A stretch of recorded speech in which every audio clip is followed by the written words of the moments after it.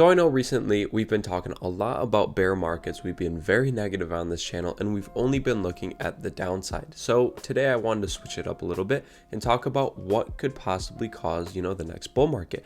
Things that we need to consider, things that need to happen, and some positive upside for you guys, because it's not just all about doom and gloom, but we also do have to be pretty realistic here. Now today's video is going to cover the effects of what happened in 1970 through 1980 with high inflation, high interest rates, what it did to affect the S&P 500 and the markets back in the day, and how that's exactly correlating to what's happening right now and the effects it could have in the short and long-term future for us. So if you guys enjoy that type of content, make sure to subscribe and like the video down below, and let's get right into it. So the first thing that we have to get into before we actually get into the charts is I want to show you a couple of data points that I think are very important.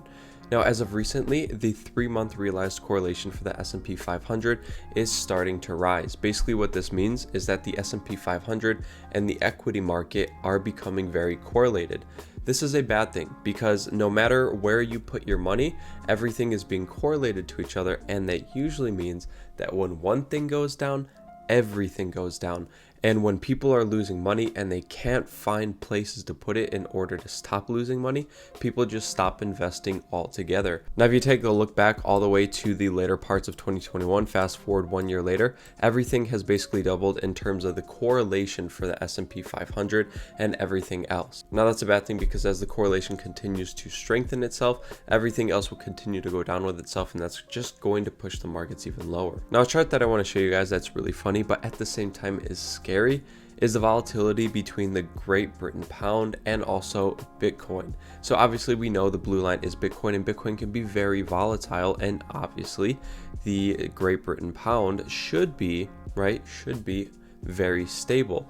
As you could see, it has become very volatile, as you can see with this white line upticking in volatility. And at the same time, Bitcoin has been losing its volatility, and now they've kind of met in the middle. So this is basically saying at this point in time, Bitcoin and the Great Britain pound are just as volatile as each other. So that should be something to consider. But the one thing that I did want to point out is that whenever volatility for Bitcoin gets this low, the next thing you typically see is a massive uptick to the upside. So right here, where you could see where Bitcoin volatility is, if we look left, anytime that we've gotten to this point, obviously volatility skyrockets, and it happens over and over and over again. Why? Because typically Bitcoin doesn't stay in one spot for that long, and when it does, it's because there's going to be an accumulation of a ton of buyers and sellers, a bunch of people hedging, a bunch of people speculating. Where is the next breakout going to happen? And then you get a massive uptick in volatility, especially in a time like this when there's a ton of different biases going on.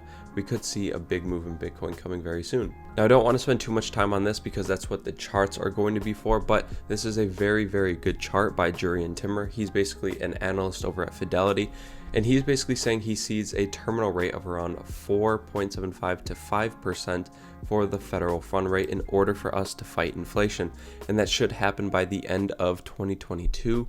And then what we should see is kind of this slow down, and then the federal fund rate kind of easing off towards 2024, 2025. But the reason that's important is because when you take a look at the federal funds rate, November 2nd is going to be the next rate hike. And there's around 97% of the market that thinks we're going to get a 75 basis point rate hike, which will put us at 4%. Now, if you fast forward to the end of the year, or basically what's going to happen, around 79% of the market thinks we're going to get another 75 basis point rate hike, which would put us at the 4.75. Now, I think this is a tad bit aggressive. So the market, pricing this in this aggressive, who really knows what could happen? But at that point, by the end of the year, we would be at 4.75. And if we take a look at the model of Jurrien Timmer, we should be at 5%, and around 50% of the market thinks we're going to be at that point.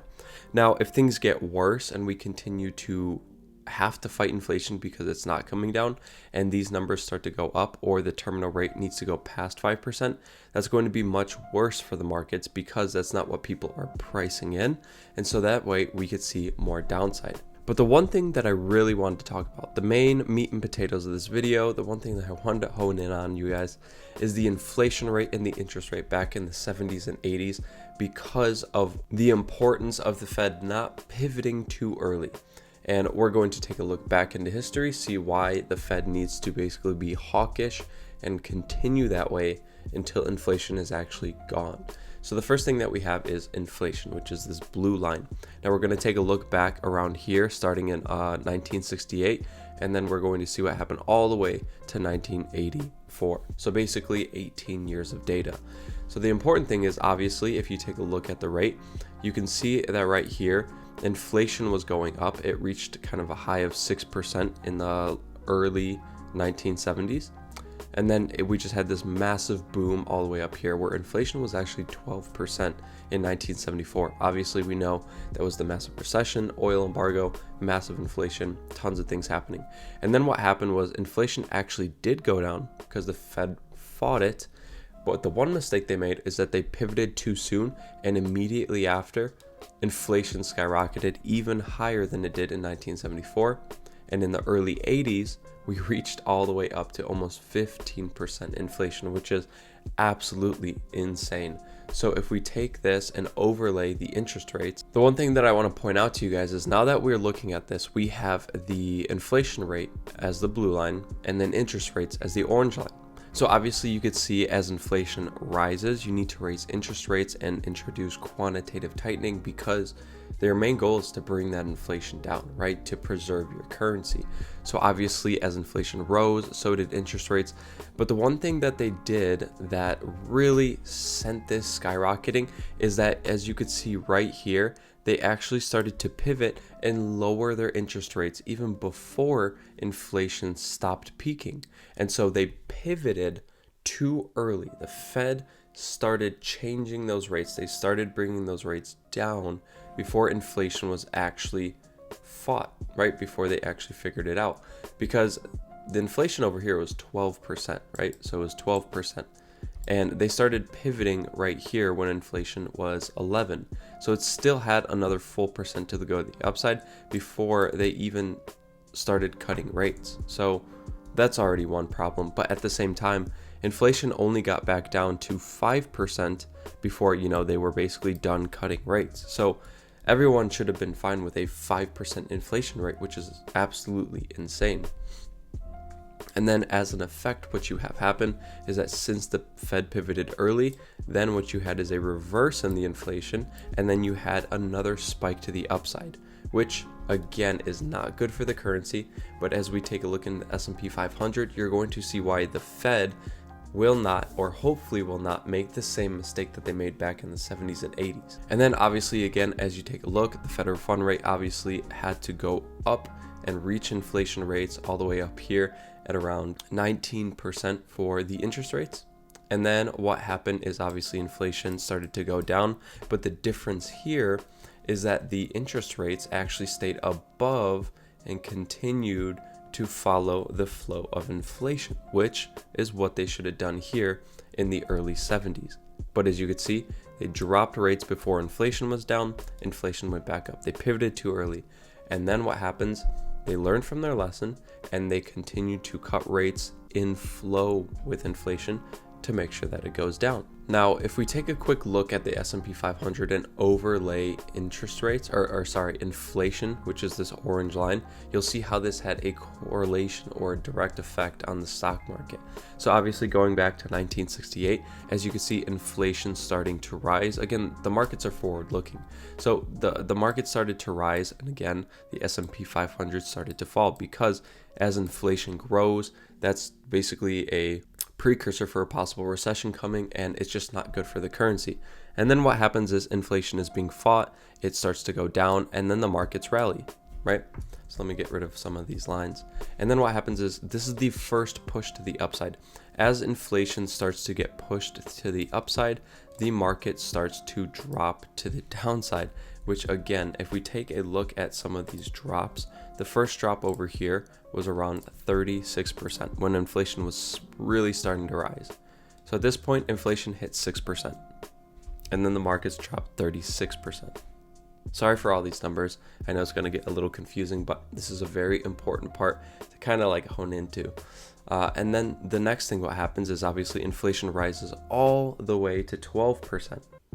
And then what happens is the markets have that massive drop of around 49-50%. And then again, we know that the federal fund rate pivoted too early, which caused inflation to hike up again. And then that final hike, we see that final drop right around here at around 27%. And then obviously as inflation actually gets fought off, the market skyrockets to the upside. So what I'm trying to say is as inflation goes up, which is, pretty simple to understand, as inflation goes up, the stock market goes down. It's an inverse pair.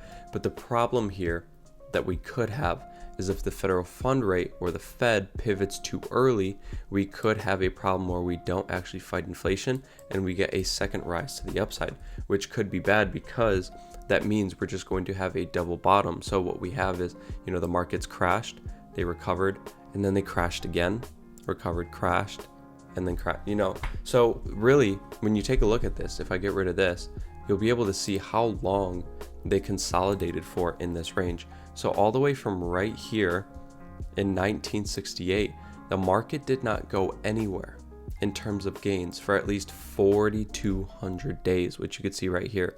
That's 11 and a half years of stagnation. So if you bought at this high in 1968, in order for you to see any significant gains or long-term gains, you would have had to wait 11 and a half years because everything below that over here in this point, you were just in drawdown. And then eventually the market goes up. But the reason for that is because of high inflation and how the Fed dealt with it. So now if we fast forward and we look at inflation and interest rates and what's going to happen, obviously what we need to see is inflation start to go down. But the first thing is that the interest rates need to go at least a little bit higher in order for inflation to start dropping. But the most important thing is that the Fed should not pivot from a hawkish standpoint too early, because what could happen is maybe inflation goes down. The Fed's like, hey, we've dealt with inflation, we're going to drop rates. And then inflation skyrockets again and goes even past these highs. And then we could see something like a 1970, 1980 inflation crisis. So the most important thing is that even though the Fed raises interest rates, again, the markets are forward looking, so this is something to consider. But as the Fed raises interest rates, they're going to need to maintain their hawkishness. So as interest rates rise and inflation goes down, they're just going to have to pivot in terms of not raising rates, or maybe not raising them as aggressively, and then wait for inflation to get back down to a point of like 4 to 2% where they want it. And then maybe they'll actually start to pivot slowly. So the main thing here is that the Fed is going to be a little bit more hawkish for a longer period of time than you actually want them to. But if they pivot too early, then that could again have a second bounce to the upside in terms of inflation. But in terms of inflation, when we're looking at the stock market drawdown, what we're actually seeing is if we overlay this Fibonacci, you can see that we've retraced from this bottom of the COVID bottom to this top, the everything rally where everything was going up. We've only retraced 50% up from this bottom to this high. And what we could possibly see is a retracement to the golden ratio of 61.8%. So I know Fibonacci for a lot of people is brand new, but it is one thing that is consistently seen throughout nature, throughout the charts, basically everywhere. Obviously, it's not foolproof, but it is definitely an interesting number to look into. And as you can see, it does correlate with this very strong support level and this resistance. So this is definitely where a lot of action happened in the stock markets in basically the pre-pandemic levels, pre and post. So this could definitely be a part or a zone where the markets retrace to. Now, if they do, you can see that all the way from the top to where we are now, we've only retraced 28%. But if we fall to the 61.8% or the golden ratio, pre-pandemic levels, that means the stock market would have to drop at least 34%, which is a little bit more in line with stock market recessions and how the S&P 500 crashes. So the thing that I'm seeing and what I think is possible is determining on how fast this inflation actually falls. What we've seen is that basically from June to November, inflation has only dropped about 1%, right? It's falling at a very slow rate. So if inflation continues to fall at a slow rate, and at a slow rate, and then months and months and months later, we're still above, let's say even 5%, the Fed's going to continue to have to be hawkish. They're going to have to continue to raise those interest rates. And as they, as inflation comes down slower, that means that is more time for the S&P 500 to go a little bit lower. So it really depends on how fast inflation comes down, what the Fed thinks is proper, and making sure they don't pivot early and looking at 1970, 1980 and not making that same mistake. So I know this was a ton of information. I know I rambled off a ton of numbers. I'm pretty sure a ton of you probably left before, even the 2-minute mark, because it was just too much happening. But if you stayed this long, I really do appreciate you. I'm really glad that you guys decided to watch the video. And if you found anything valuable, if you found any information useful, definitely like and subscribe down below for daily updates just like this one. But until the next video, see you guys then. Peace.